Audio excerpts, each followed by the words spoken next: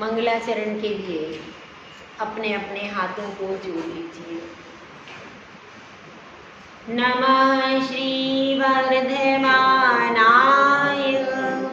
निर्धूते कलिलात्मने सालोकानां त्रिलोकानां यद विद्या दर्पणायते यद विद्या दर्पणायते।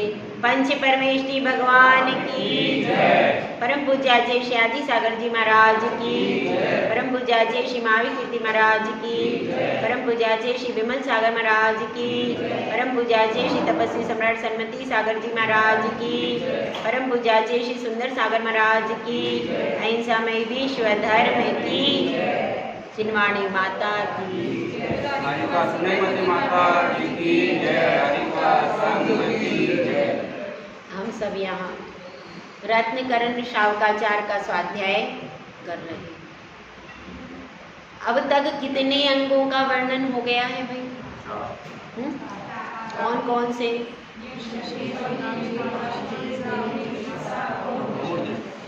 4 अंगों का वर्णन आपने सुना है और जैसा वर्णन जिनवाणी में आया है उसको उसी रूप प्रस्तुत करने का प्रयास चल रहा। तो 4 अंग हैं। जैसे शरीर के अंगों के बारे में आप जानते हैं, जितने महत्वपूर्ण शरीर के अंग हैं उतने ही महत्वपूर्ण हैं ये सम्यक दर्शन के अंग। तो बताइए सम्यक दर्शन कहाँ रहता है? हाँ रहता है भाई। कौन से मकान में रहता है? आत्मा के मकान में रहता है। आप लोग तो यहाँ परतापुर के मकान में रहते हो, बस सम्यक दर्शन आपकी आत्मा के मकान में रहता है। तो बाहर के मकान की सुध बुध तो आपने कर लेते हो, लेकिन अपनी आत्मा के मकान में जो रह रहा है यदि उसकी सुध बुध नहीं करोगे तो अपना कल्याण होने वाला नहीं है। क्योंकि मोक्ष महल की प्रथम सीढ़ी या बिन ज्ञान चलेगा। यह मोक्ष महल की प्रथम सीढ़ी है और उसी प्रथम सीढ़ी में 8 अंगों का वर्णन चल रहा है।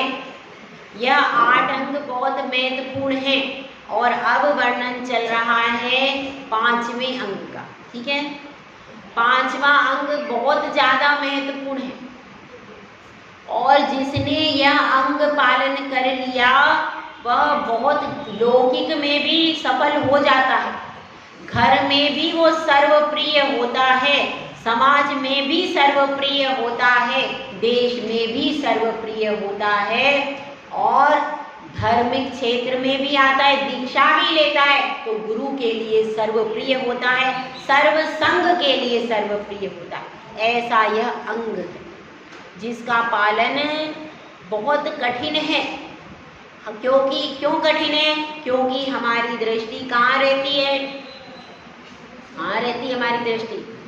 बाहर की ओर रहती है, इसलिए इस अंग को पालना कठिन है। यदि हमारी दृष्टि अपनी ओर रहे तो इस अंग का पालना बहुत सरल है। तो अब अपन गाथा में आचार्य परमेष्ठी इस अंग की परिभाषाएं क्या कह रहे हैं इसको समझते हैं। स्वयं शुद्धस्य मार्गस्य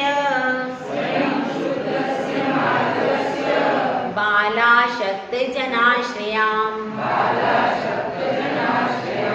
वाच्यतां यत् प्रमार्जन्ति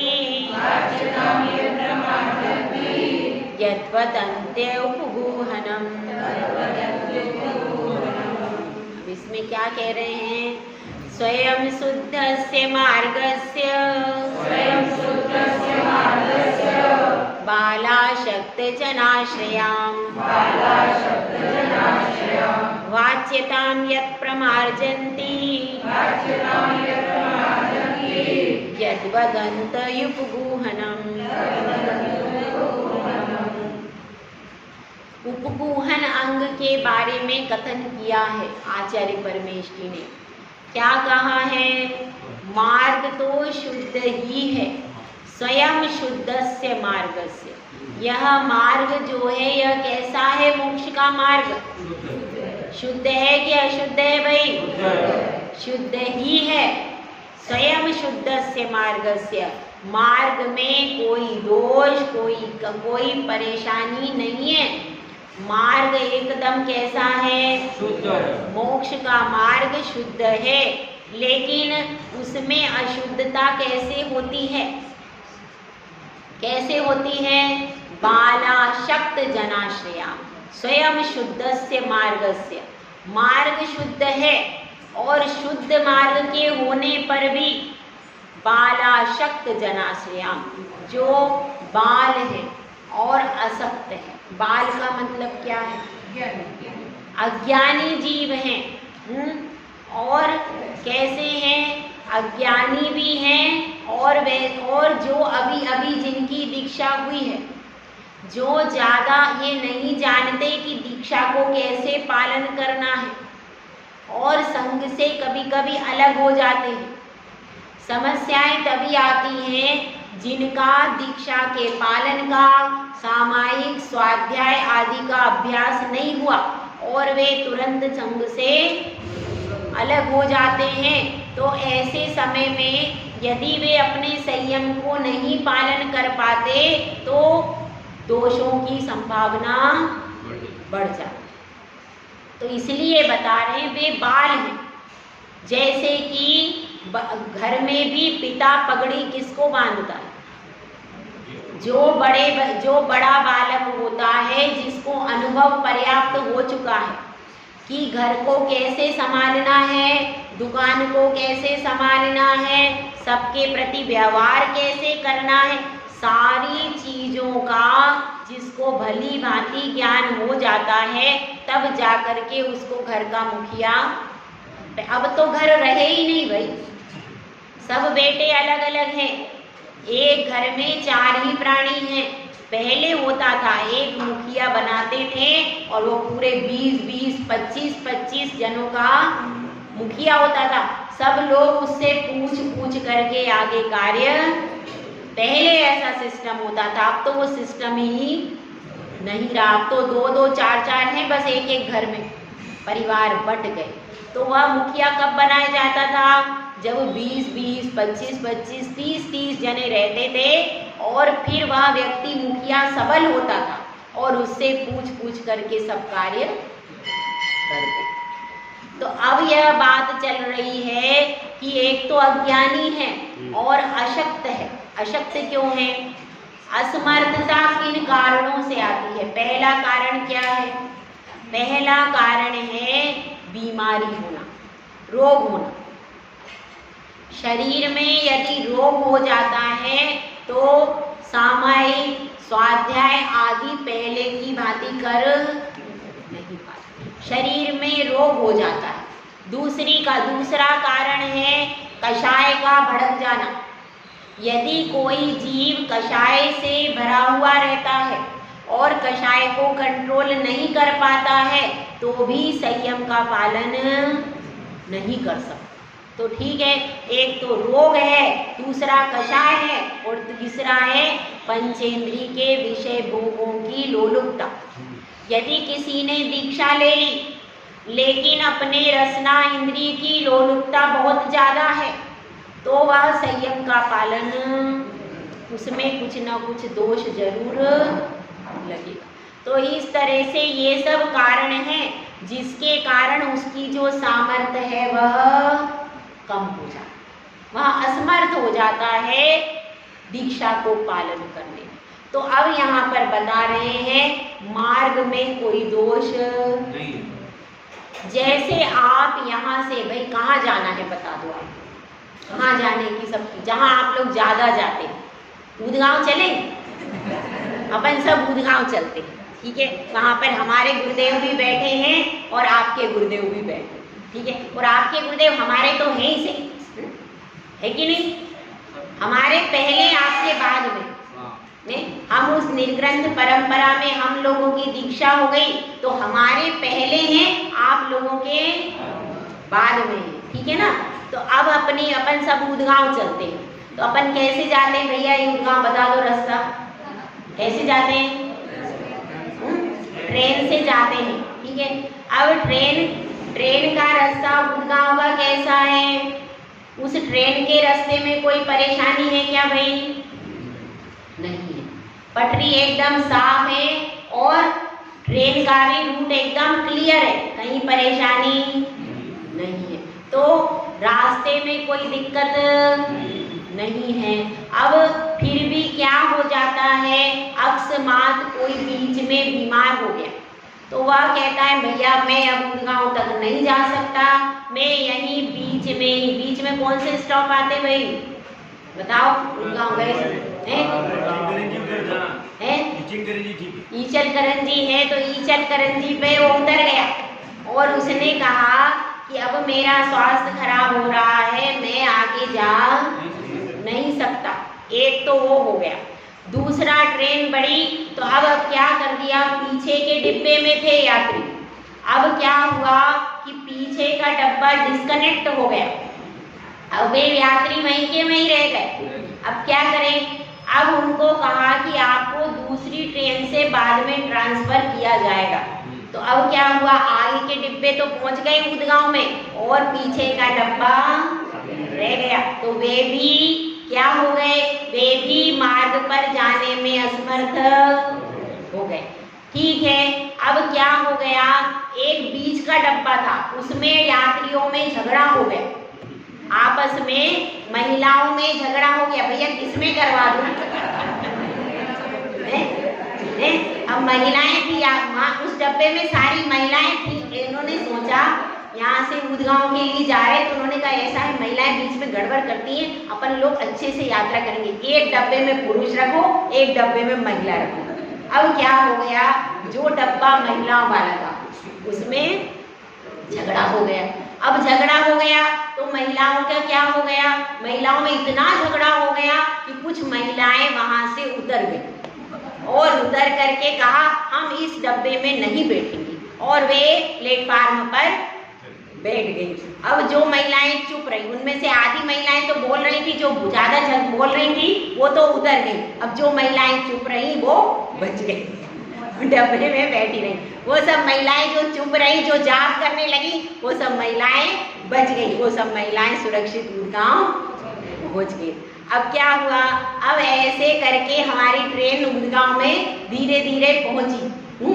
तो अब क्या समझो, अब बताइए, रास्ता तो बिल्कुल ठीक था, दोष किसकी वजह से लगा, किसको लगा, जिसने कषाय, जिनके कषाय उत्पन्न हो गई, जिनका स्वास्थ्य खराब हो गया, उन लोगों का क्या हो गया, वो लोग आगे बढ़ नहीं पाए।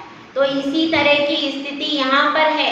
मोक्ष का मार्ग बहुत अच्छा है, शुद्ध है, सही है, समीचीन है, लेकिन चलने वालों में कमियां होती हैं। इसलिए आप अगर चलने वालों की कमियों को देखकर आप ये सोच लोगे कि हम अब मोक्ष मार्ग पर बढ़ेंगे, नहीं, हम अब साधु के पास में जाएंगे, नहीं, हम अब मंदिर जी में नहीं जाएंगे। ऐसा होता है क्या? ऐसा होता है। अब हम किसी भी साधु को नमस्तु नहीं करें। तो इसलिए कह रहे हैं कि मार्ग में गलती नहीं है, चलने वालों की अज्ञानता और असमर्थता के कारण दोष हो गया है, तो वह गलती चलने वाली थी। उस गलती के कारण आप जो रास्ते पर सही चल रहे हैं, उनको दोषी नहीं बना। ठीक है, तो अब यहीं पर, यहाँ पर मुख्य रूप से यही बात कह रहे हैं कि मार्ग तो शुद्ध है, लेकिन जो अज्ञानी हैं और असक्त हैं, उन व्यक्तियों के आश्रय के कारण, क्योंकि उनका भी आश्रयभूत क्या है, मार्ग, वे भी मार्ग पर चल रहे हैं। और वाच्यताम का अर्थ क्या है, हम वचनों के द्वारा उनकी निंदा कर देते हैं, उसको क्या कहते हैं, वाच्यताम कहा गया। वचनों के द्वारा तिरस्कार और निंदा कर देते हैं, यत् प्रमार्जन्ति, उसको दूर करना। उस निंदा को नहीं करना, वो क्या है, उसको उपगूहन कहा गया। समझ में आई बात? यानी मार्ग के शुद्ध होते हुए भी जो अज्ञानी और असमर्थ लोगों के द्वारा कुछ दोष हो जाता है, उस दोष की निंदा नहीं करना उपगूहन अंग। समझ में आई आपको बात? अब बात यह चल रही थी, एक ऊंट था। राजस्थान में तो ऊंट होते हैं ना, देखे ना आपने सबने। अब ऊंट वहां पर खड़ा था, जंगल में ऊंट खड़ा। अब ऊंट कुछ कह रहा था, तो एक बुद्धिमान पुरुष वहां पर गया और उसने ऊंट की भाषा सुनी। तो उसने कहा कि ऊंट क्या कह रहा, सुनो। तो क्या कह रहा? ऊंट कह रहा है, तोते की नाक टेढ़ी है। क्या है भाई? तोते की नाक, बगुले के पांव टेढ़े हैं। और क्या टेढ़ा है? हाथी के दांत टेढ़े हैं। और वृक्ष की डालियां टेढ़ी मेढ़ी, ऐसा सब ऊंट ने कहा।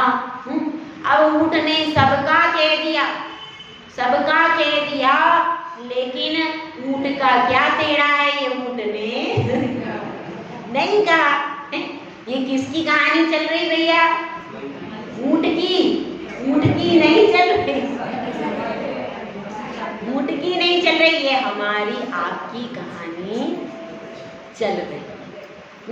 इसका अपने को विचार करना है कि ये कहानी किसकी है, हमारी और आपकी, और इस बात का विचार करना है। और एक कथा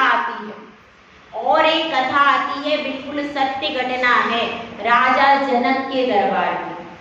उसमें एक बहुत बड़े विद्वान आए, और वह विद्वान आए, जैसे ही विद्वान ने प्रवेश किया वैसे ही पूरे दरबारी हंसने लगे। क्या हो गया? पूरे दरबारी हंसने लगे। उसको देखकर, विद्वान को देखकर, बहुत बड़ा पहुंचा हुआ विद्वान, लेकिन सब लोग उसको देखकर हंस रहे, सब लोग हंस रहे। अब वह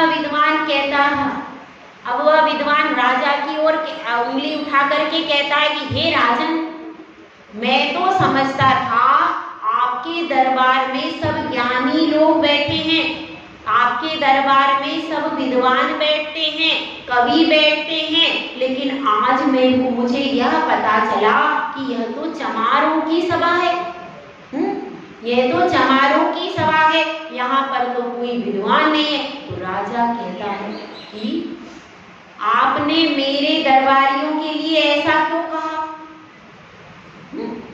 राजा को भी गुस्सा आ गया कि भरी सभा बैठी है, पूरा राज दरबार सजा हुआ है, और आप क्या कह रहे हो? मेरे सारे दरबारियों को आप क्या किसकी संज्ञा दे रहे हो? चर्मकार की संज्ञा दे रहे हो। तो ये तो बिल्कुल अनुपयुक्त है, ऐसी संज्ञा आपको देनी नहीं चाहिए। तो वह विद्वान कहता है, वह विद्वान कौन था भाई? अष्टावक्र, जिसका शरीर 8 स्थानों से टेढ़ा मेढ़ा था। 8 अंग उसके कैसे थे? सब टेढ़े मेढ़े थे। तो उसको देख करके पूरे दरबार में लोग हंसने लगे, ऐसा उसका शरीर था। लेकिन वह बहुत विद्वान था, तो उसके गुण को किसी ने देखा नहीं देखा। क्यों? क्योंकि बाहर से जो दिखाई देता है उसी को देख करके हम क्या समझ लेते हैं, यही सत्य है। उसमें बहुत ज्ञान भरा था, और उसने बहुत अच्छी अष्टावक्र गीता करके किताब लिखी। उस किताब में पूरा आत्मा के बारे में बहुत अच्छा वर्णन है। इतना अच्छा वर्णन है कि वह छोटा समयसार जैसा ग्रंथ है। तो इतना विद्वान, और उसके द्वारा राजा जनक को आत्मा का बोध हुआ, ऐसी कथा आती। तो अब उसके बाहर के रूप को देख करके सब लोग क्या करने लगे? हंसने लगे। ये तो 8 स्थानों से टेढ़ा है। किसी ने ये नहीं देखा कि इसमें कितने गुण भरे हुए हैं। तो हमारी भी दृष्टि कैसी है? ऐसी ही है। अभी यहाँ पर कोई महिला आ जाए है, कमर झुकी हुई है और शरीर टेढ़ा मेढ़ा है, चेहरा कुरूप है, तो हम सब उसको देख करके उसका मजाक उड़ाने लगेंगे, कैसी है, ऐसी है, गंदी है ये, इस तरह से उसका भले ही उस महिला को ज्ञान हो, अनुभव हो, उसको भजन आते हो, धार्मिक हो, लेकिन हम लोग क्या देखेंगे बाहर से तो जो चमड़ी को देखता है तो वो विद्वान कहता है कि हे राजन, मैंने कुछ गलत नहीं कहा। चर्मकार का काम क्या होता है? चमड़ी के कार्य को देखता है और चमड़ी से वस्तुएं बनाता है। तो जो चमड़ी को ही देखता है उसको क्या कहते हैं? तो मैंने कुछ गलत नहीं कहा। तो फिर सारा दरबार सन्न रह गया और फिर राजा को लगा कि ये तो बहुत विद्वान है, ये बहुत विद्वान है जिसने आज मुझे आत्मा का बोध करा दिया, जिसने मुझे बता दिया कि इस चमड़ी के पार जो चीज है वही असली है। आप लोग तो ये नकली चमड़ी के पीछे भाग भाग करके इसके अवगुण को देखते देखते अनादिकाल से दुखी हो रहे हैं। तो अब हमको बाहर के दोषों को देखना है कि नहीं देखना? केवल ये तो है ही, जो मोक्ष मार्ग पर चल रहे हैं उनके दोषों को नहीं देखना। यह बात क्या कह रहे हैं? उपगूहन अंग में आचार्य परमेष्ठी कह ही रहे, लेकिन केवल साधु के लिए ही बात है क्या भाई? मोक्ष मार्ग पर चलने वाले कौन कौन हैं? बताओ, आप लोग मोक्ष मार्ग पर चल रहे हो कि नहीं? बताओ, आप लोग मोक्ष मार्ग के राही हो कि नहीं? आप लोग भी मोक्ष मार्ग के राही हो और हम भी मोक्ष मार्ग के राही हैं। तो परस्पर में जैसे प्रेम होता है, आपका छोटा शिशु है, उसकी नाक बह रही है, क्या करोगे? पड़ोस में जाके कहोगे मेरे बच्चे की नाक बह रही है, कहोगे क्या भाई? क्यों नहीं कहते? देना चाहिए। क्यों? आप पड़ोस में जाके नहीं कहते मेरे बच्चे की नाक नहीं कहते। क्यों नहीं कहते? क्योंकि हमारा बच्चा है, हमारा अपना बच्चा है। उसको, उसकी सेवा उसको कौन साफ रखेगा? वो हमारा कर्तव्य है उसको साफ रखना, उसको सुंदर बनाना। वो सब किसका कर्तव्य है? हमारा अपना कर्तव्य है। हमारा परिवार है, हमारा घर है, हमारा बच्चा है। और साधु किसके हैं भाई? हैं? साधु किसके हैं? वो तो पूरी समाज के, पूरी समाज देखेगी, हम क्यों देखें? सही है ना? है? साधु को कौन देखेगा? समाज देखेगी। बच्चे को हम ही देखेंगे, उसको कौन देखेगा? सही है। बच्चे में यदि दोष भी है, बच्चा यदि कोई गलती कर भी देता है, बच्चा यदि 1 नंबर भी कर देता है, तो हम उसको ढक देते हैं। हम कहीं पार्टी में बाहर कहीं गए और बच्चे ने कुछ गलती, कुछ गलत बोल दिया, बच्चा वहां पर जोर जोर से रोने लगा, परेशान करने लगा, तो आप क्या करते हो? अरे मेरा बच्चा खराब है, ये रोता रहता है, परेशान करता रहता है, ऐसा कहते हैं? नहीं कहते हैं। वहां पर पार्टी में, पिक्चर में गए, वहां पर बच्चा यदि जोर जोर से रोने लगा, आप आधे घंटे भी फिल्म नहीं देख पाए, बाहर बच्चे को लेकर के खड़े रहे, तो भी जा करके पड़ोसियों को कहेंगे नहीं? कहेंगे क्या भाई? सबको अनुभव है, सबके बाल गोपाल है। तो फिर भी हम जा करके बाहर प्रचार प्रसार नहीं करते। उसी प्रकार से ये जो यहाँ पर बैठे हैं वे भी किसी के परिवार से निकल करके आए हैं, वे भी आपके ही हैं। वे भी आपके ही हैं, इसलिए उनके दोषों को भी ढकना किसका कर्तव्य है भाई? हमारा कर्तव्य है कि उन दोषों को हम ढक दें। तो अब एक और आपको सुनाती हूँ कहानी छोटी सी। यह हरिवंश पुराण में कथा आई है, उसको आप लोग सुनिए कि अब आप बताइए पांडवों और पांडव और कौरवों के गुरु का नाम क्या था भाई? क्या था? द्रोणाचार्य। तो द्रोणाचार्य की कथा थी। द्रोणाचार्य और पांडवों और कौरवों को लेकर के शिक्षा देने के लिए जा रहे थे। तो शिक्षा देने के लिए वन में जाते थे, वहीं पर एकाग्रता से अभ्यास होता था। तो एक दिन वो विचरते विचरते कहाँ गए, एक वन में पहुंचे। अब उन्होंने सोचा कि भाई वन में तो हम लोग प्रवास नहीं कर सकते हैं, रात्रि का विश्राम करना है, इसलिए ऐसा करो ये कुछ लड्डू हैं, इनको लेकर के वन में जाओ, वहां जाओ, नगर में जाओ और देख करके आओ कि वहां पर कैसे लोग हैं, क्योंकि यदि चोर डाकू रहते होंगे तो हम उस रात्रि विश्राम उस नगर में कैसे करेंगे। तो आप लोग जाओ और देख करके आओ। तो पहले उन्होंने दुर्योधन को लड्डू की टोकरी दे करके भेजा कि जो अच्छे लोग मिले उनको यह लड्डू दे देना।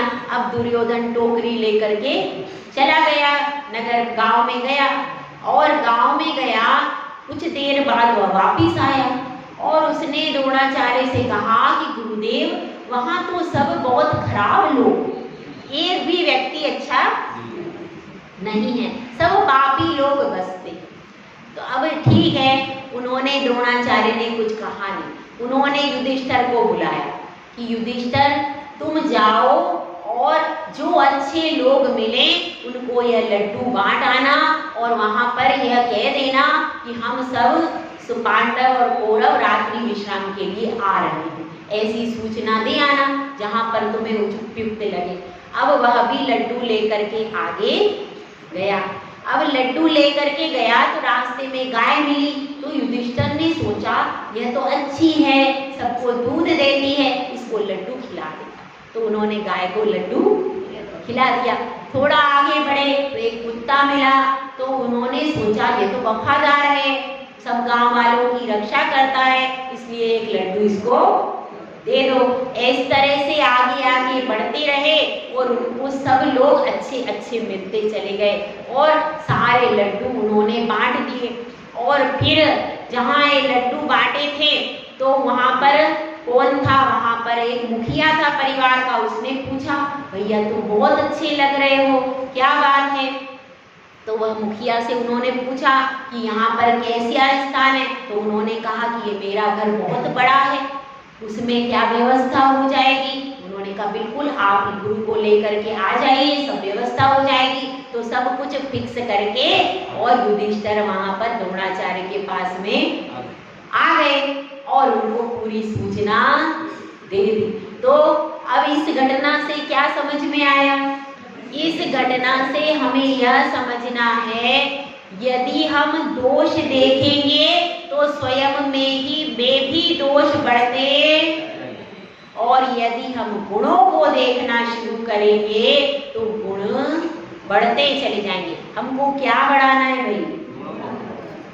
गुण बढ़ाना है तो दोषों को देखना बंद कर, क्योंकि यदि हम दोषों को देखते रहेंगे तो हमारे अंदर दोष ही बढ़ेंगे, और यदि गुणों के ऊपर दृष्टि रखेंगे तो गुण बढ़ते चले जाएंगे। समझ में आ रही बात आप लोगों को? हमको जो चीज चाहिए, यदि आप बताओ रसोई में आप लोग जाती हो, आपको क्या बनाना है? मिठाई बनाना, गाय की, मावे की। तो आप क्या खरीद के लाओगे बाजार से? क्यों? नमक खरीद के लाओ, करेला खरीद के लाओ। क्यों? करेले से बन जाएगी? नहीं बनी। जिस तरह से आपको मिठाई बनाना है तो आपको मावा लाना पड़ेगा, बूरा लाना पड़ेगा, इलायची लाना पड़ेगा, सब पदार्थों का सुगंधित और मीठे पदार्थों का संयोग करना पड़ेगा, तब जाकर के मिठाई बनेगी। ये हम सब जानते हैं कि नहीं? इसी तरह से यदि हमको गुणों की वृद्धि करना है तो गुणवान पुरुष की संगति करो और सदैव गुणों पर ही दृष्टि रखेंगे, तब जाकर के हम गुणवान बन जाएंगे। और एक कथा सुना देते हैं, आज कथा ही कथा सुनाने का मन करता है। एक कथा छोटी सी और सुना देते हैं। इन्हीं की पांडवों की कथा है कि श्री कृष्ण सारथी बन करके जा रहे थे और उनके पीछे कौन बैठे थे? अर्जुन बैठे। और यह लोग नगर के भ्रमण के लिए जा रहे थे। तो रास्ते में एक जगह पर अर्जुन ने कहा कि यहाँ पर रथ क्यों रोक दिया? यहाँ पर इतनी बदबू आ रही है, इतनी दुर्गंध आ रही है और आपने यहीं पर रथ रोक दिया। तो श्री कृष्ण कहते हैं कि देखो मैं तुम्हें बहुत अच्छी चीज दिखाता हूँ। तो अर्जुन कहते हैं कि हे श्री कृष्ण, आप क्या कह रहे हो? यहाँ पर इतनी दुर्गंध आ रही है, मेरा तो जी घबरा रहा है और यहाँ पर कोई अच्छी चीज कहाँ से होगी? आपको रथ आगे बढ़ाना चाहिए। तो वह कहते हैं कि हे पार्थ, बस मैं एक चीज तुम्हें बहुत अच्छी दिखा रहा हूँ, बस तुम वो एक चीज देख लो, उसके बाद तुरंत हम रथ आगे बढ़ा देंगे। तो अर्जुन कहता है कि हे श्री कृष्ण, मुझे तो कुछ भी दिखाई नहीं दे रहा है यहाँ पर। अच्छा, बड़ी बदबू आ रही है। देखो यहाँ पर ये मरे हुए कुत्ते का कलेवर पड़ा हुआ है, कितनी गंदी जगह है, पूरी बदबू आ रही है, जगह जगह कूड़ा पड़ा है। यहाँ कुछ अच्छा है क्या? तो वह कहते हैं कि नहीं, देखो उस कुत्ते के दांत कितने अच्छे सुंदर लग रहे, सफेद सफेद एकदम मोतियों जैसे लग रहे। तो उसमें भी, सड़ी गली वस्तु में भी श्री कृष्ण ने क्या देखा? गुण देखे। ये हमको समझना है कि उसमें खराब से खराब वस्तु में भी गुण जरूर होती है। तो हमको क्या करना है? गुणवान बनना है। तो क्या करना पड़ेगा? ऐसे ही आप लोग भी करते हो। अब आपकी तरफ आ जाए, दुकान है, अब दुकान पर ग्राहक आया है, आपको पता है ये अच्छा नहीं है, कैसा है, रात्रि में खाता है, सप्त व्यसनी है, फिर भी क्या करेंगे? फिर भी वह आएगा, आइए साहब क्या क्या दिखाएं आपके लिए, कैसे आना हुआ, उसको कितने प्रेम से पूछेंगे कि नहीं? प्रेम से पूछेंगे। और उसको जो भी वस्तु वो लेगा बड़े प्रेम से दिखाएंगे, उसके परिवार का भी हाल चाल पूछेंगे कि नहीं? पूछेंगे। और वो है, लेकिन वो कैसा है? करोड़पति पार्टी है, बड़ा, और फिर वो आपसे करोड़ों का माल लेके जा रहा है। तो उसमें गुण क्या है? कि वो धनपति है। क्या गुण है? धनपति है। तो धनपति होने का गुण उसमें है कि नहीं? भले ही उसमें सारे दोष हैं, फिर भी एक धनपति का आदर किया कि नहीं आपने? बताइए, किया। करोगे आप? क्यों? क्योंकि हमारा जो प्रयोजन है वो उसके धन से है, उसके कर्म से प्रयोजन हमारा नहीं है। जब आप दुकान पर बैठे हो तो आपका उद्देश्य क्या है? हमारा माल ऊंची से ऊंची कीमत में बिक जाए, ये हमारा लक्ष्य है। तो अपने लक्ष्य की पूर्ति के लिए कौन व्यक्ति कैसा है, कहाँ का है, किस जाति का है, क्या खाता है, ये सब आप देखते हो क्या? क्या देखते हैं? कि वो अगर वहाँ पर ज्यादा से ज्यादा ग्राहक आ जाए और हमारा माल बेच करके हमें धन का अर्जन, तो उस समय हम क्या देखते हैं? सिर्फ गुण ही, हमारे लिए धन ही गुण है वहाँ पर, और सब चीजें गौण हो जाती कि नहीं?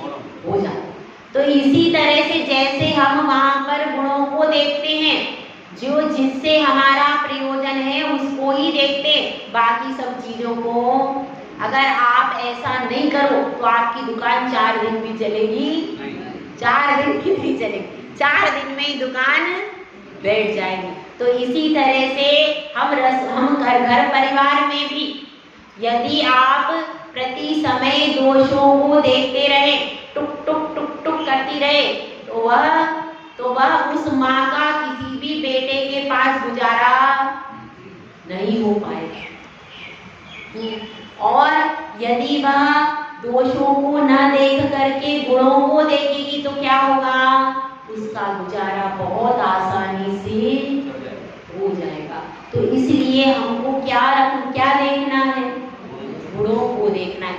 2 गिलास रखे हैं, एक गिलास आधा भरा है और एक गिलास आधा खाली। एक ही गिलास है, क्या है?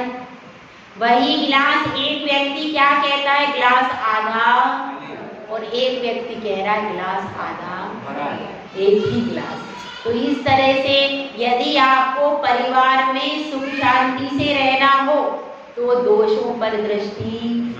हम लोग समाधि भक्ति पढ़ते हैं, उसमें आता है दोष वादेचा मौनम। अगर आपने दोषों को ही कहने में प्रतिपल जागृत हो गए तो आपकी समाधि कभी भी होगी नहीं। तीन काल में भी समाधि नहीं हो पाएगी, क्योंकि आपकी दृष्टि पर के दोषों को ढूंढने में लगी रहेगी, और जिसकी दृष्टि दोषों में लगी है वह अपनी आत्मा में अंदर उतर कभी भी नहीं पाएगा। तो अब इसमें प्रसिद्ध हुए हैं कौन? जिनेंद्र भक्त सेठ। ठीक है, जिनेंद्र भक्त सेठ की कथा सुना करके हम अपनी बात को विराम देंगे। तो सौराष्ट्र, तो अब यहाँ से बात चल रही है, सौराष्ट्र देश में पाटलिपुत्र नाम का नगर था। ठीक है, और वहां पर सुवीर नाम का चोर रहता था।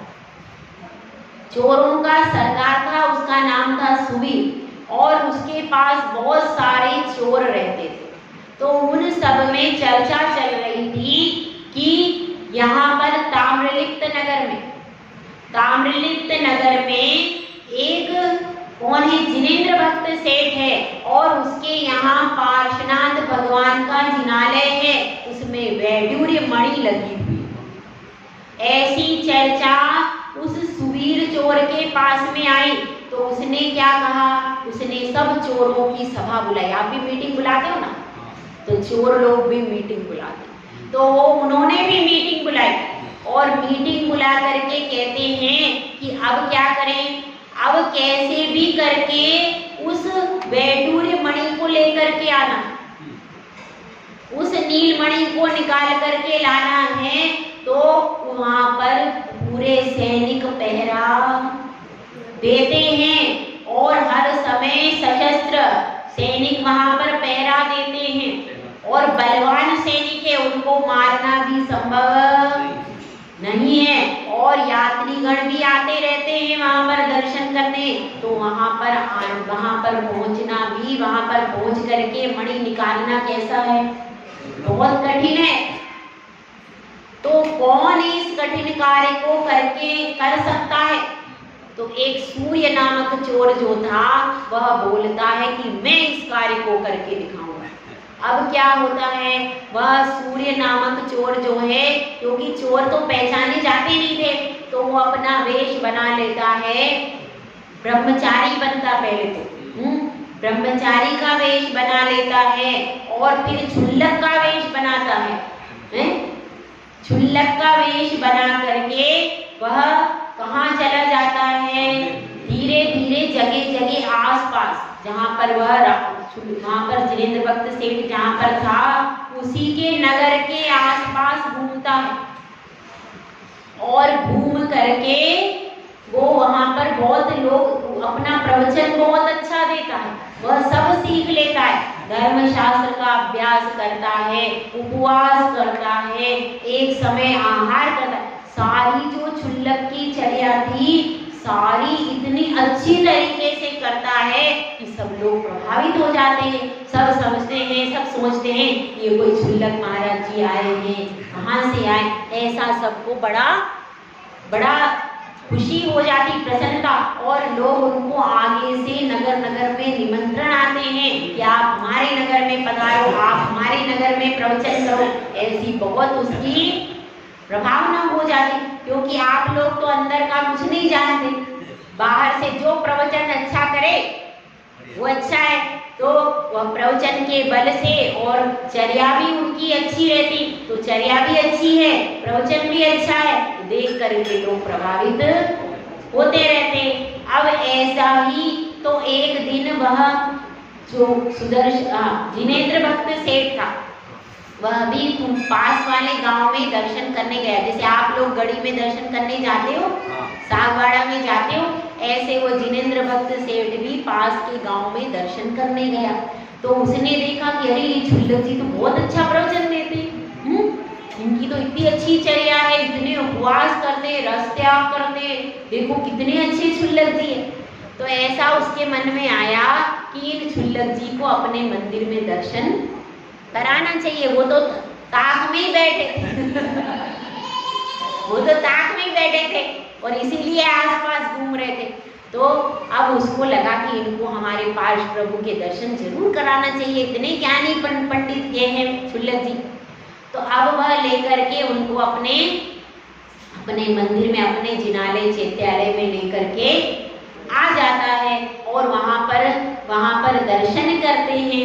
दर्शन करने के बाद 2-3 दिन तक क्षुल्लक जी वहाँ पर रहते हैं, आत्मा का ध्यान करते और वे कहते हैं सेठ जी से कि सेठ जी आपका मंदिर बहुत भव्य, बहुत सुंदर मंदिर है और मेरी ऐसी इच्छा होती है कि इन पार्ष प्रभु के पास बैठकर आत्मा का ध्यान है, ऐसी मेरी भावनाएं हो रही हैं और मुझे तो बहुत अच्छा लगता है और ऐसा लगता है कि मैं कोई सिद्ध क्षेत्र पर आ गया हूँ, ऐसी अनुभूति होती है। तो सेठ जी और भी प्रसन्न हो जाते हैं कि बहुत अच्छी बात है, आज मेरे जिनालय के भाग्य खुल गए कि जो एक साधु यहाँ पर आकर के आत्मा की साधना करेगा, आत्मा का ध्यान करेगा, उसके चरण से मेरा मंदिर पवित्र हो गया है। तो बहुत प्रसन्न होते और वो एक अनुमति दे देते हैं कि आप इस जिनालय में ही रहो, ऐसी अनुमति दे देते हैं और वे जिनालय में बैठे रहते हैं। पर मौके की ताक में, मौके की तलाश में बैठे हुए। अब वो वहां बैठे हैं, लेकिन अब क्या होता है, अब एक दिन सेठ जी तो व्यापारी ठहरे, उनको जगह जगह गांव में व्यापार के लिए जाना ही पड़ता था। तो वे व्यापार के उद्देश्य से जाने के लिए तैयार हुए और क्या होता था, पहले जहाज की प्रतीक्षा करनी पड़ती। तो बंदरगाह के पास एक कमरा होता था जहां पर जहाज की प्रतीक्षा की जाती थी। तो ऐसे ही वह उस प्रतीक्षा स्थल पर पहुंच गए। अब क्या हुआ, यहाँ से तो सेठ जी उनको कह करके गए, क्षुल्लक जी मैं बाहर गांव जा रहा हूँ, मैं व्यापार के उद्देश्य से जा रहा हूँ, आप यहाँ जिनालय में आत्मा का ध्यान करना। ऐसा कह करके और सेठ जी चले गए। अब उसने सोचा, जो चोर था उसने सोचा कि अब तो मौका बहुत अच्छा मिल गया, इससे अच्छा मौका क्या होगा, पहरेदारों को भी सबको विश्वास हो गया है और अब मैं आराम से रात्रि में अपना काम कर सकता हूँ। तो रात्रि में पहरेदारों ने भी सोचा ये तो महाराज जी हैं, अपने को कोई चिंता थोड़ी करनी है, महाराज जी कैसे होते हैं, सर्व परिग्रह के त्यागी होते हैं। तो ऐसा सोच करके सब वहां पर शांति से बैठे रहे। अब क्या हुआ, रात्रि में 12 बजे के बाद सब सन्नाटा हो गया और उसने वह मणि ऊपर से किसी तरह से निकाल करके मणि और अपने दुपट्टे में छुपा ली और छुपा करके वह भागने के लिए तैयार हुआ। अब उस मणि का इतना प्रकाश था कि पहरेदार अंधेरे में सो रहे थे नीचे, लेकिन वो मणि का इतना प्रकाश, सब तरफ प्रकाश देख करके पहरेदार की नींद खुल गई कि इतनी चमक कहाँ से आ रही है। तो जब उन्होंने देखा कि अरे ये तो वैडूर्य मणि का प्रकाश है और ये क्षुल्लक जी लेकर के भाग रहे। अब उन्होंने कहा कि भैया ये तो गलत बात है और वो सब पहरेदार उसके पीछे भागने लगे। अब वह बड़ा परेशान, इतनी मेहनत की मैंने, एक टाइम खाया है, केश लोच किया है, प्रवचन किया, इतनी कठिन साधना की, पैदल विहार किया, बताओ इतनी मुश्किल से तो मणि मिली और अब वो चली जाएगी, बड़ा परेशान। अब वो आगे आगे, चोर आगे आगे और पीछे पीछे कौन, सारे पहरेदार पीछे लग रहे। अब क्या करे, भागता भागता उसने सोचा कि अब मैं ऐसा करूं, नगर से बाहर चला जाऊं। तो जाने का साधन क्या था, वही था बंदरगाह। तो वो वहीं पर वो अंदर बचने के लिए आया। तो देखता क्या है, अरे सेठ जी तो यही बैठे। अब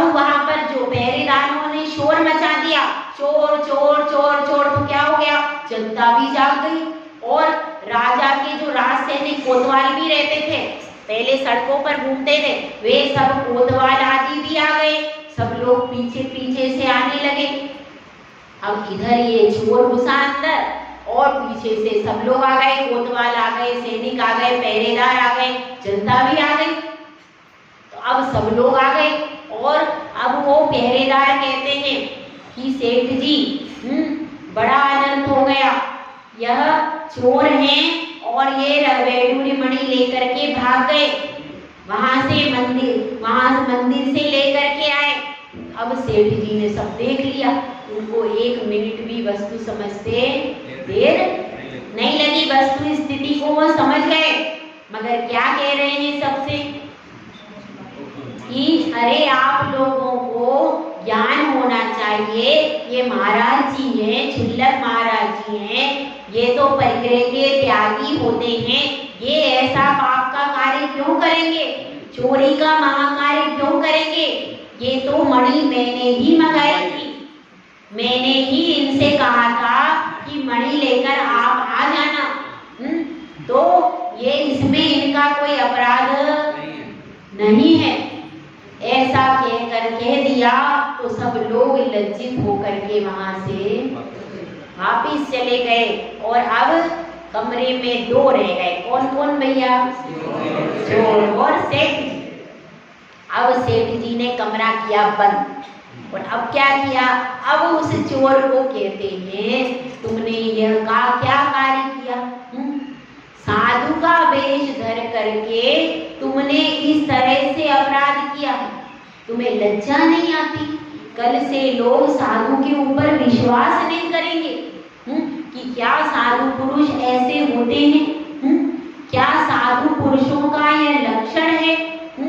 कल से कोई साधु को नमोस्तु नहीं करेगा और तुमने यह छद्म वेश धारण करके इतना बड़ा अपराध किया। उस चोर को बहुत प्रताड़ित किया, उसको बहुत डांटा और ऐसा भी कहीं कथा में आता है कि चोर इतना लज्जित हुआ कि अंत में वो सही का क्षुल्लक बन गए। सही का क्षुल्लक मतलब वह चर्या तो उसको आई गई थी, अब वह उसको अपनी आत्मा का बोध हो गया, उसका हृदय परिवर्तन हो गया और वह चोर फिर सही में क्षुल्लक की चर्या का पालन करने लगा, सही में वह जिन शासन का अनुयायी बन गया। तो इसलिए क्या करना चाहिए, भरी सभा में, मोबाइल में, व्हाट्सएप पर और तरह तरह से कहीं भी मैसेज डालना नहीं चाहिए। हम उस समय उस दोष को छुपा लेना चाहिए। और भी एक कहानी आती है, 1 मिनट में 5 मिनट में सुना दूंगी। एक कहानी है खड़ग सिंह और बाबा भारती की, सबने अपने अपने बच्चों स्कूल की क्लास में पढ़ी। वह कहानी कैसी है कि एक अपाहिज पड़ा है रास्ते में और उसको घोड़े पर बिठा करके बाबा भारती आगे बढ़े, तो अचानक उसने जोर का अट्टहास किया, हंसने लगा जोर जोर से। बाबा भारती घबरा गए, क्या बात है, और मैंने तो अपाहिज को शरण दी थी कि उसको गांव में दूसरे गांव में पहुंचा देता हूँ, ये कौन अट्टहास कर रहा है? वो कहता है अरे बाबा भारती, मैं खड़ग सिंह, अब तुम्हारा घोड़ा गया तुम्हारा सुल्तान जिसकी तुम इतनी तारीफ करते थे, घोड़ा गया तुम्हारे हाथ से। तो बाबा भारती कहते भाई घोड़ा ले जाना है तो ले जाए, घोड़े की कोई बात नहीं, लेकिन ये बात किसी को बताना मत। तो खड़ग सिंह पूछता है क्यों, इस बात को बताने में क्या परेशानी है? तो कहते हैं बाबा भारती की भैया अगर तुम ये कह दोगे कि घोड़ा मैंने इस तरह से पाया तो अपाहिजों के ऊपर, दीन दुखियों के ऊपर कोई दया करना छोड़ देगा, इसलिए किसी को बताना मत। और वह सत्य घटना है कि डाकू का भी हृदय परिवर्तन हो गया और अगले दिन वो सुल्तान को ला करके बाबा भारती के दरवाजे पर बांध गया।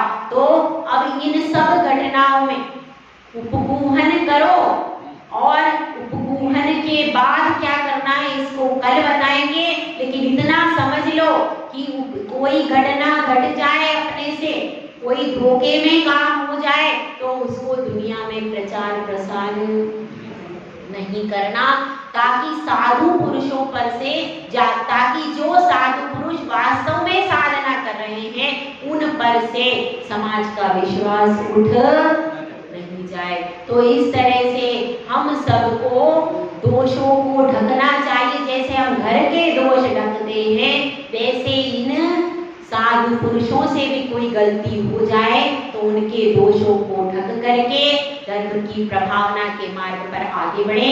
जय गुरुराज, जय सुंदर सागर महाराज की।